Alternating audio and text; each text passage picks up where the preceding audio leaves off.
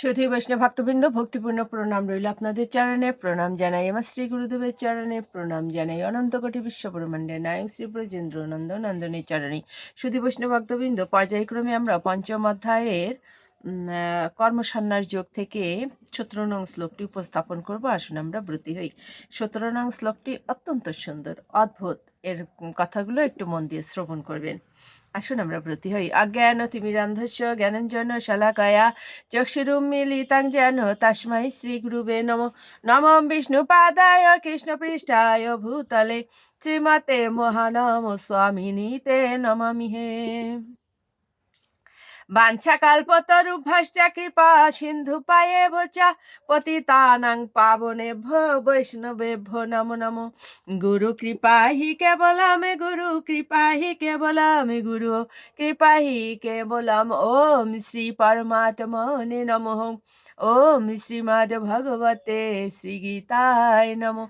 নারায়ণং নমস্কৃত নরং চৈব নরোত্তমং দেবীং সরস্বতীং ব্যাসং ততো জয়মুদীরয়েৎ। মুখং করোতি বাচালং পঙ্গুং লঙ্ঘয়েতে গিরিম। ইয়ত কৃপা তমহং বন্দে পরমানন্দ মাধবম। ওম নমো ভগবতে বাসুদেবায়। ওম নমো ভগবতে বাসুদেবায়। নমো ভগবতে বাসুদেবায়। শ্রীমদ্ ভগবতে শ্রীগীতায় নমঃ। শ্রীগীতায় নমঃ। শ্রীগীতায় নমঃ।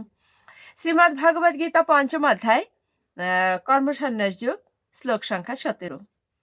তদ্বুদ্ধয়ঃ তদতমানঃ তন্নিষ্ঠা তৎপরায়ণাঃ গচ্ছন্তি পুনরাবৃত্তিম জ্ঞানো নির্ধূত কলমস্যঃ। অনুবাদ: যার বুদ্ধি ভগবানের প্রতি উন্মুখ হয়েছে, মন ভগবানের চিন্তায় একাগ্র হয়েছে, নিষ্ঠা ভগবানে দৃঢ় হয়েছে, এবং যিনি ভগবানকে তার একমাত্র আশ্রয় বলে গ্রহণ করেছেন, জ্ঞানের দ্বারা তার সমস্ত কলুষ সম্পূর্ণরূপে বিধৌত হয়েছে এবং তিনি জন্ম মৃত্যুর বন্ধন থেকে মুক্ত হয়েছেন। সুধী বৈষ্ণব ভক্তবৃন্দ, আমি মাঝে মাঝে বলি যে শ্রীমদ্ ভগবদ গীতার ভিতরে আমার এই পঞ্চম অধ্যায়ের 17 নং শ্লোকটি সর্বশ্রেষ্ঠ শ্লোক বলে মনে হয়। অবশ্য গীতার প্রত্যেকটা শ্লোকই সর্বশ্রেষ্ঠ, প্রত্যেকটা শ্লোকই মাহাত্ম্যপূর্ণ। তারপরে এই শ্লোকটাকে আমার কাছে কেন মনে হয়, দেখুন ভগবান কি বলছেন। তদ্বুদ্ধয়ঃ তদতমানঃ তন্নিষ্ঠা তৎপরায়ণাঃ। যার বুদ্ধি ভগবানের প্রতি উন্মুখ হয়েছে, মানে ভগবানের দিকে যার মুখটা গিয়েছে, উপরের দিকে, তো ভগবান তো উপরে থাকেন, মন ভগবানের চিন্তায় একাগ্র হয়েছে, এই মনে আর অন্য কোনো চিন্তা নাই, একনিষ্ঠভাবে একাগ্রভাবে সে শুধু ভগবানকেই চিন্তা করছে, নিষ্ঠা ভগবানের দৃঢ় হয়েছে। দৃঢ় মানে কি? দৃঢ় মানে শক্তিশালী, নিষ্ঠা মানে হচ্ছে বিশ্বাস। ভগবানের প্রতি বিশ্বাসটা যার শক্তিশালী, দৃঢ় হয়েছে, তো ভগবান কি বলছেন, যার বুদ্ধি ভগবানের প্রতি উন্মুখ হয়েছে, মন ভগবানের চিন্তায় একাগ্র হয়েছে, আর নিষ্ঠা ভগবানের দৃঢ় হয়েছে, এবং যিনি ভগবানকে তার একমাত্র আশ্রয় বলে গ্রহণ করেছেন, আর কোনো চিন্তা নাই তার, তিনি শুধু এটাই মনে করছেন যে ভগবানই আমার একমাত্র আশ্রয়, এছাড়া ভগবান ছাড়া আমার কোনো গতি নাই, এমন চিন্তা যার, সেটাই ভগবান বলছেন। গচ্ছন্তি পুনরাবৃত্তিম জ্ঞান নির্ধূত কলমস্যঃ। তো কি বলছেন ভগবান? জ্ঞানের দ্বারা তার সমস্ত কলুষ সম্পূর্ণরূপে বিধৌত হয়েছে। বিধৌত মানে ধুয়ে গিয়েছে। আর জ্ঞানের দ্বারা কেন এখানে বলা হয়েছে? তিনি তো জ্ঞানী, তাই না? যিনি ভগবানের প্রতি উন্মুখ, ভগবানের চিন্তায় একাগ্র এবং ভগবানের প্রতি বিশ্বাসটা দৃঢ় এবং ভগবানকে একমাত্র আশ্রয় বলে মনে করছেন, এটা কে মনে করতে পারেন? যিনি জ্ঞানী, যিনি ব্রহ্মজ্ঞানী জ্ঞানী, যিনি ঈশ্বর তত্ত্বে বিশ্বাসী, তিনি তো এরকম হন, তাই না? এই কারণে ভগবান বলছেন জ্ঞানের দ্বারা তার সমস্ত কলুষ সম্পূর্ণরূপে বিধৌত হয়েছে। কলুষটা কি?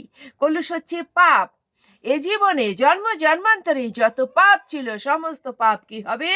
বিধৌত হয়ে যাবে, অর্থাৎ ধুয়ে যাবে, এবং তিনি জন্ম মৃত্যুর বন্ধন হতে মুক্ত হয়েছেন।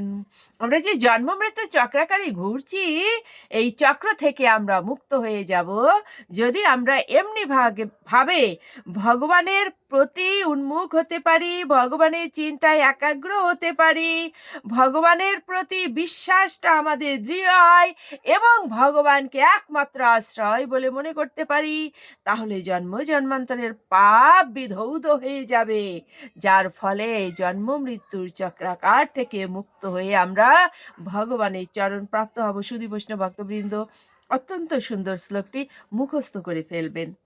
কয়েকবার শ্রবণ করলেই দেখবেন মুখস্থ হয়ে গেছে। অত্যন্ত সুন্দর শ্লোকটি। সুধী বৈষ্ণব ভক্তবৃন্দ, এই পর্যন্তই। আসুন আমরা মাহাত্ম্য বলে বিশ্রামে চলে যাই। ওম শ্রী পরমাত্মনে নমঃ। ওম শ্রীমদ্ ভগবতে শ্রী গীতায় নমঃ।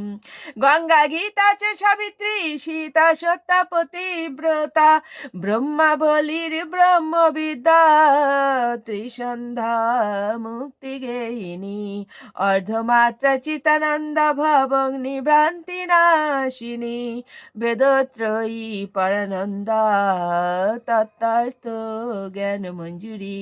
ওম তৎসৎ। ওম নমো ভগবতে বাসুদেবায়। শ্রীমদ্ ভগবতে শ্রী গীতায় নমঃ। ওম শান্তি। ওম শান্তি।